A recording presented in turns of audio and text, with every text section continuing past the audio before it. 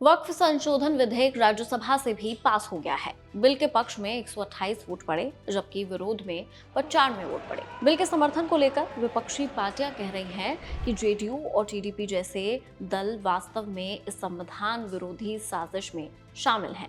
उन्होंने अल्पसंख्यकों के अधिकारों पर हमले में बीजेपी के साथ सहयोग किया है। खैर, राजनीति है तो बयानबाजी और एक दूसरे पर हमले करना आम बात है, लेकिन सवाल है कि अब बिहार में चुनाव है तो इस बीच नीतीश कुमार की पार्टी ने ऐसा कदम क्यों उठा लिया? क्या जेडीयू को मुसलमानों की जरूरत नहीं है? क्या कहते हैं आंकड़े? चलिए बताते हैं। बिहार में कितने फीसद मुसलमान हैं? सबसे पहले इस पर बात करते हैं। बिहार में जातिगत राजनीति होती है, इसके बिना सारा समीकरण फेल है। जिस वक्फ संशोधन बिल का मुस्लिम समाज विरोध कर रहा है, उसकी जनसंख्या बिहार में 18% है।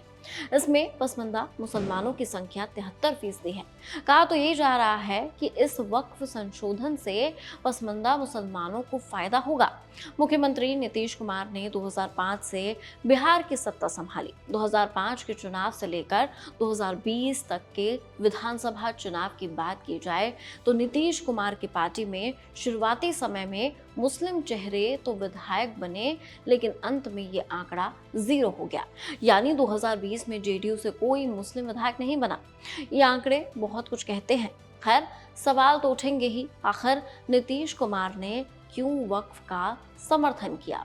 एक नजर में चुनावी वर्ष और जेडीयू के विधायकों की संख्या देखिए। विधानसभा चुनाव 2005 जेडीयू से 4 मुस्लिम विधायक, विधानसभा चुनाव 2010 जेडीयू से 7 मुस्लिम विधायक, विधानसभा चुनाव 2015 जेडीयू से 5 मुस्लिम विधायक, विधानसभा चुनाव 2020 जेडीयू से एक भी मुस्लिम विधायक नहीं।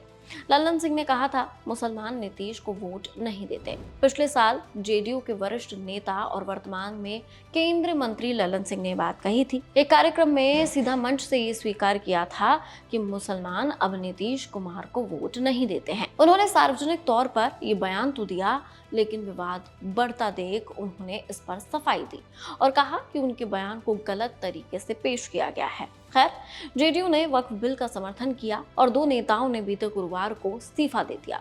मोहम्मद कासिम अंसारी और मोहम्मद शहनवाज मलिक ने पार्टी छोड़ दी है। दूसरी ओर जेडीयू के राष्ट्रीय महासचिव गुलाम रसूल मलियावी भी भड़के। वक्फ पर जेडीयू के स्टैंड को लेकर पार्टी के अल्पसंख्यक विभाग के प्रदेश महासचिव मोहम्मद तबरेज सिद्दीकी अली ने भी इस्तीफा नीतीश कुमार को भेज दिया है। उन्होंने बहुत जल्द मीटिंग बुलाने की बात कही है। जेडीयू के एमएलसी गुलाम गौस भी नाराज हैं। अब देखना होगा कि ये बड़े नेता भी जेडीयू से दूर होते हैं या नहीं, या फिर चुनावी साल है तो क्या निर्णय लेंगे। लेकिन एक बात तो साफ है कि ये वक्फ संशोधन बिल इस बार बिहार के चुनाव में कुछ बड़ा बदलाव जरूर कर सकता है। आप क्या सोचते हैं? क्या वाकई नीतीश कुमार को इससे नुकसान होगा? इन आंकड़ों के हिसाब से आपकी क्या राय है? कमेंट सेक्शन में जरूर शेयर कीजिए।